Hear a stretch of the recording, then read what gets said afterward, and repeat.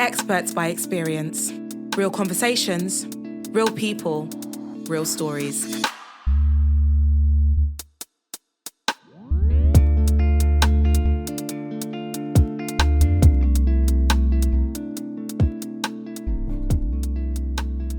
Hiya, and welcome back to another episode of our Experts by Experience podcast. Today, we've got another lovely guest. Would you like to introduce yourself? Yes, hi Nick, thanks for having me back. My name is Noel Moran and I'm the director of an organisation called Noela Yoga Wellness and Training. Amazing. Thanks, Noel. Thanks for returning. Thank you very much. We didn't scare you off. No. Okay, so today we're going to be talking a little bit about communication. Specifically, we're going to be talking about building stronger bonds around communication, that idea of mastering communication. How can we do it in a healthier way to build better relationships?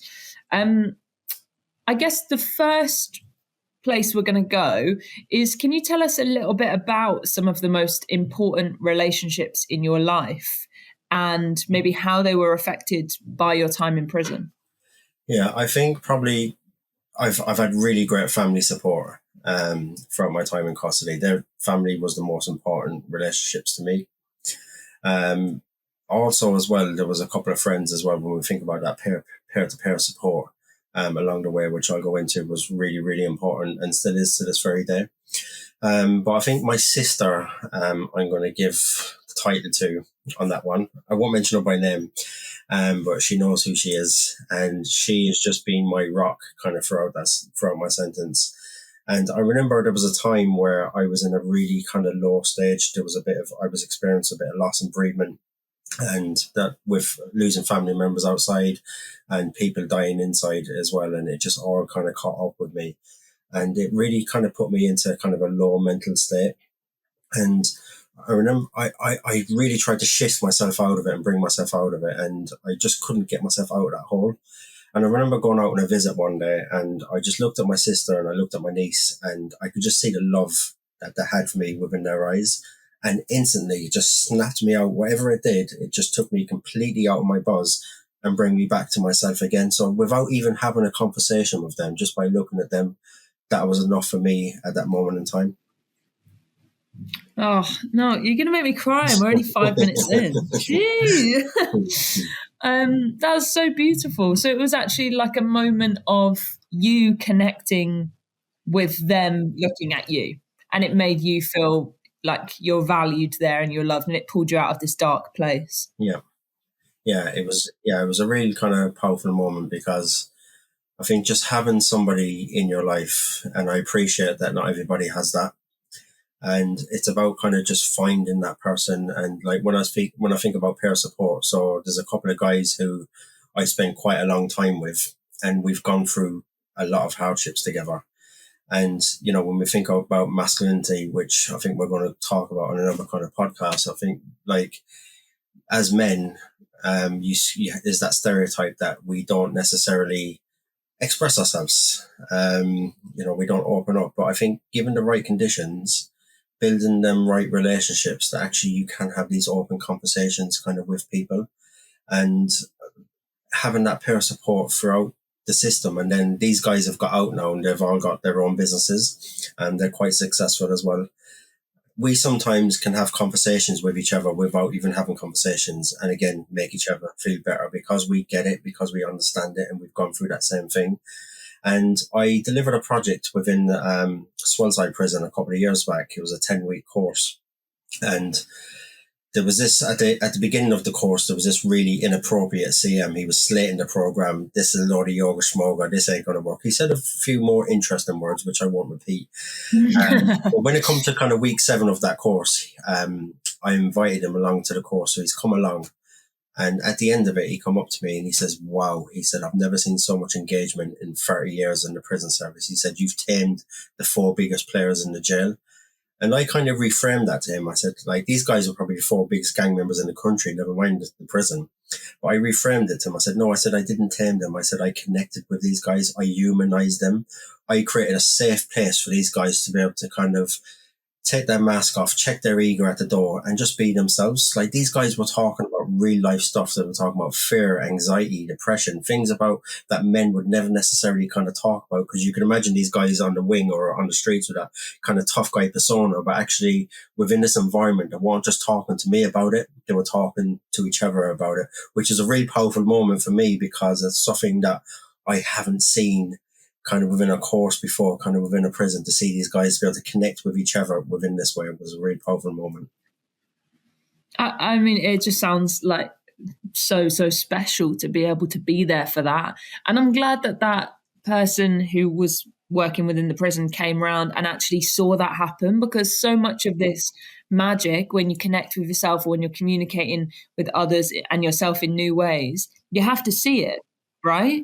Like, you have to be able to see it working and see its magic. Um, yeah.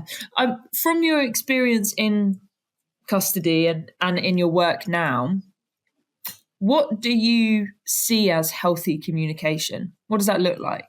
I think when having a healthy communication, we need to feel safe.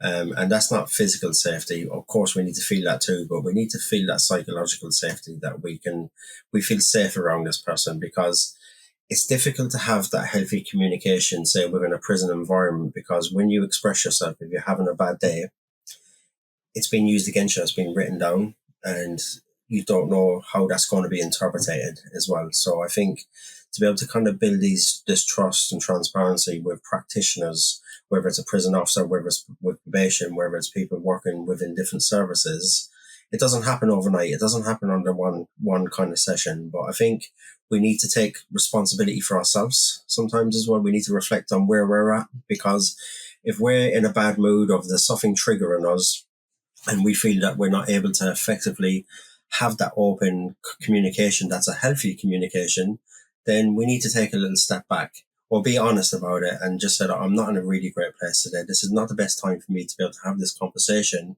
and take ourselves out of it and do what it is that we need to do to kind of bring ourselves down.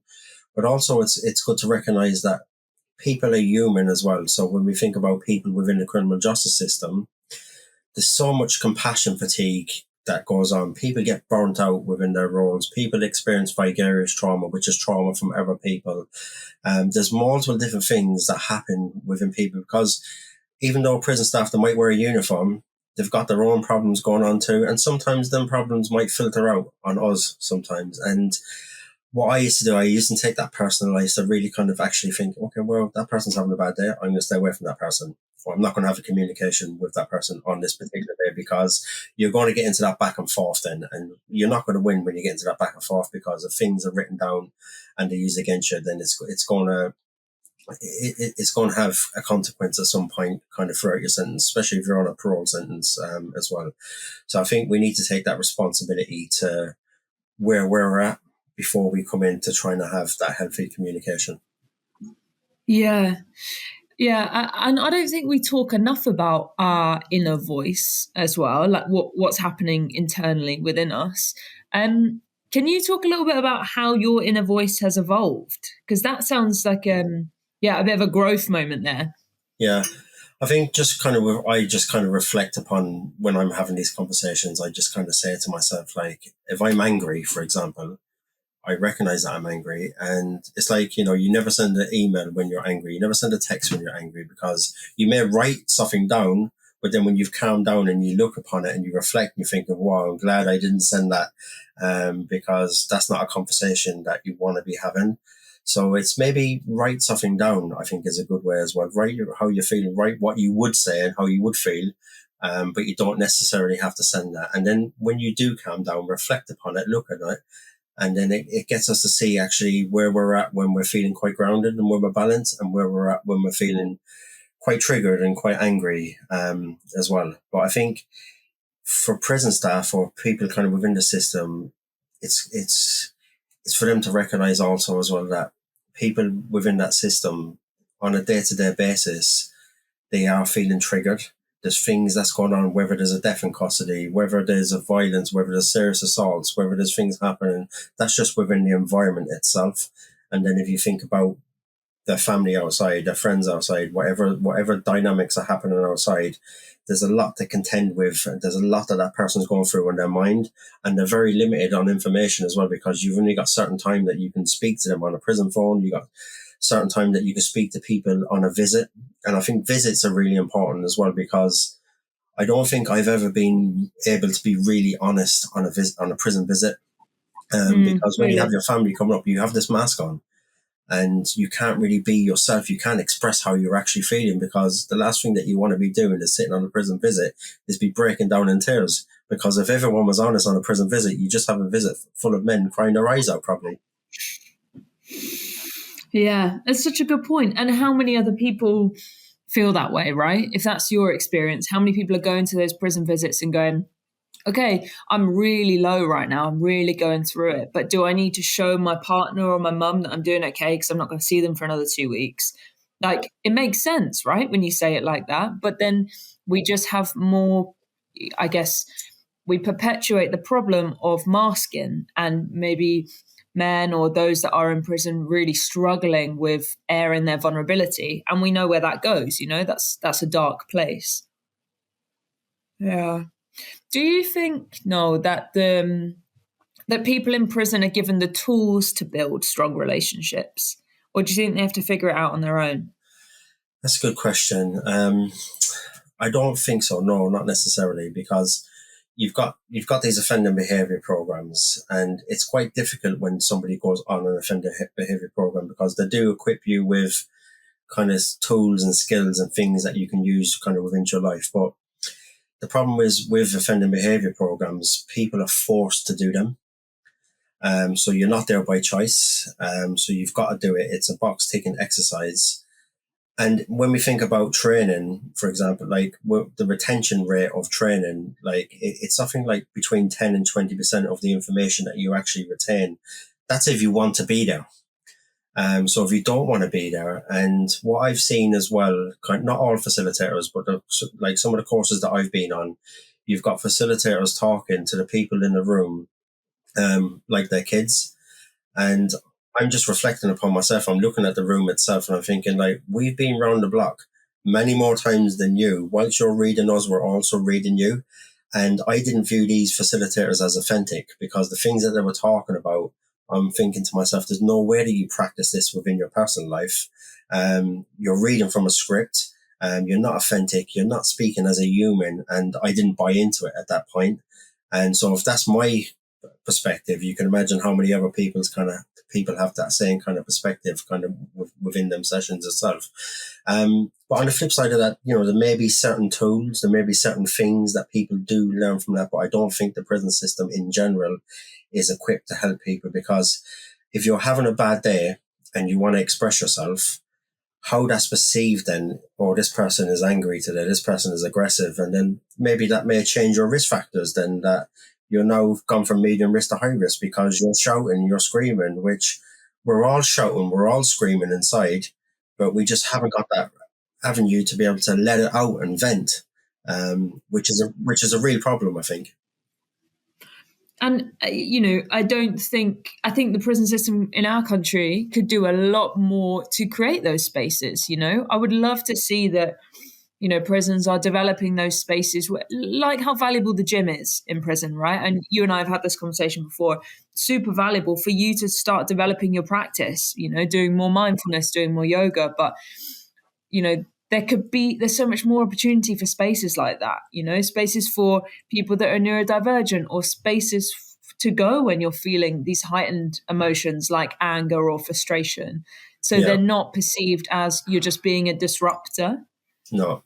And the problem is as well, like the gym is probably one of the best avenues, I think, to be able to have that release, because we do release some great endorphins when we do go and do a gym session. But again, it's very limited. You get a couple of gym sessions a week, and it's for kind of that short period of time. The chapel is a really good place as well. Or the multi-faith room, it's a quiet space where people can go. But what I do find as well is, if you've got 10, 20 people down there and they're all looking for that quiet space, then you're in a space with 20 people with 20 problems, and then you have the chaplains who don't necessarily have that time then to be able to kind of speak with everyone. And if you are speaking with the chaplain, for example, you've got other people around you, so you're not able to really have these confidential conversations. Absolutely, yeah. So more resources as well. Resources, Just more spaces like this. Yeah. Okay. Yeah, it's really, really insightful, Noel. I guess on kind of looking for spaces of healthy communication, like where this is really happening in a good way. Can you think of anywhere, either in custody or in the community, where someone said something really powerful that stuck with you? I think probably when I was in prison, and probably a lot of people would probably say the same thing, you have your defense mechanism up. You've got your armor up, you've got your shield, because you have to protect yourself. And it can be really difficult to be able to express yourself when you're feeling that way. And because it's a coping mechanism. And then when I got out of prison, I probably still had that up for quite some time. And I remember, so Tammy Banks, I mentioned her on the last episode. I remember her asking me a question around trauma when I first got out. And she said, like, how are you just in terms of your trauma and stuff like that, kind of within prison? And I said to her, I'm good, I'm fine, I haven't got any trauma. And I wasn't lying to her at the point, because I didn't think that I did. And then probably as time went on, I started to notice I was letting my armor down. I was taking my shield off piece by piece. And then kind of 6 months down the line, then I like kind of recognized that I've got a truckload of trauma. I recognized that the system actually had extremely traumatized me. And I was feeling kind of multiple different triggers throughout that period of time, kind of within that 6 months. And I kind of went back to Tammy and I said, look, I was wrong. When you asked me about trauma, I said, actually, this is how I really feel. This is what's going on with me. And she was quite smug about it. She was like, yep, see, what so? But we have that kind of relationship that we can have that open conversation, which I think was really great. And she, she's been a massive support in being trauma informed with me and kind of supporting me, kind of understanding my needs, understanding kind of where I'm at. But I think just a message to people, when you do get out of prison, like you may feel this way, as piece by piece comes off. That's probably us getting back to normal, I would say, because we haven't felt human for a long time. You've been labelled as your surname without a Mr. in front of it, or you've been labelled as a number. No one's really directed you as your name, as a person. And when you adapt back into society, once you kind of find your sense of belonging, where you actually fit in the world, then things will start to ease. And I would probably say even for the first year of me getting out of prison, I was kind of struggling a little bit in terms of actually where do I belong in the world? Even when I think about my family dynamics, because even though I've got a really supportive and loving family, it's kind of like, where do I fit in that family anymore? Where do I fit in as a brother? Where do I fit in as a son? Because 15 years has passed and it's not the same as what it used to be. But I've accepted that, and I've accepted things for where they are. And I think once you can accept that, it gives a relief. It takes that whole weight off your shoulders. Absolutely. Acceptance is so important, right? In the journey of it all. Do you think that your communication around, like how you communicate about your trauma, has changed? Definitely. I think more so now because I'm a professional and I've trained in multiple different kind of trainings around trauma. I deliver thousands of trainings around trauma as well. So I've really educated myself on actually kind of what trauma is, trauma-informed approach, how to take care of ourselves, how to implement trauma-informed kind of within practice. So in terms of kind of talking about it and delivering it and kind of recognizing my own trauma, I think I definitely have a lot more understanding of it now. And I think if we can kind of teach people that within the system to kind of recognize their own trauma, recognize their own triggers between not just the residents, but the staff also, that then starts to create a whole trauma-informed culture across the board. Because as you know, kind of working within prisons, the same prisons, like they can be really toxic cultural environments. But if we can change that culture, then look what kind of people we're going to have getting out of that prison system. And hopefully people are not going to return, because I think that is the next way to step forward of I'm not going to use the word rehabilitation, but reintegration of returning citizens. Yeah, absolutely. And that comes from, like you said, us all understanding ourselves more, but also how we can better communicate when emotions are high or when there's conflict. Do you have any specific strategies that you use when maybe you're in a situation where there's a lot of tension and things do feel really heightened? Yeah, I think that's always going to bring me back to my mindfulness kind of coping mechanisms. I think kind of when I am in a heightened situation, because situations can be high stakes. For us, it is high stakes. And I think for me, I just really kind of just connect to my breathing. I kind of just slow my breathing down. I think that's one of the most important things that I can do in terms of my coping mechanism, because the more that we slow our breathing down, it relaxes the whole nervous system, relaxes our body. And just when we're stressed, our breathing starts to become a little bit more rapid. It starts to change. It starts to become a bit more shallow. And even when we're talking, we can hear our voice as well starts to change. So I think about finding what that is for you to just kind of bring us down. So for me, it's breathing. For other people, it might be just going for a walk for 5 minutes, might be having a cup of tea. It might be just making a quick call to somebody kind of within your support network. Whatever that is, for you as a particular person, it's about recognizing that and doing that when you find yourself kind of within these emotional high stakes conversations. Absolutely. It's such a good call to action as well, Noel, for people that are listening to this right now that maybe don't have their tools yet or are still developing their tools. It's so comforting to go, actually, they can be within me. I don't have to wait for someone to give me something. If I feel like I don't have anything, I can find breathing within me, or I can find, going to a positive mental place within me. So it's so valuable for people to hear your experience. Definitely. We're kind of coming to the end now. I just wanted to ask you as a final question, how when we're thinking about communication, how you talk to yourself now versus how you talk to yourself earlier in your life. Is there a difference there? Is there a difference to what your self-talk is like? I think probably maturity and experience has obviously changed a lot kind of throughout the years.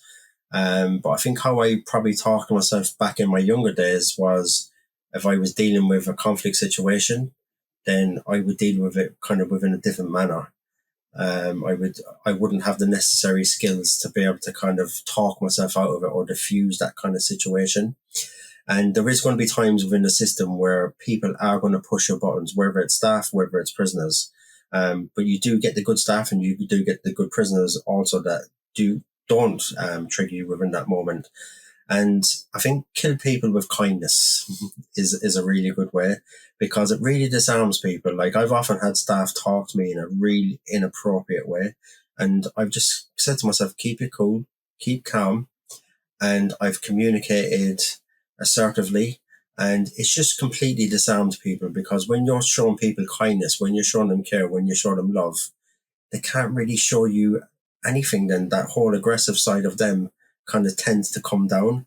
But as soon as we step it up a notch and we start to kind of mirror their behavior, then you're getting into that conflict situation, which is not a situation that we want to find ourselves in. Absolutely. Such good advice to end on. Lead with kindness and love, and it gets you far. It sure does. Amazing. Thank you so much, Noel. Thank you very much.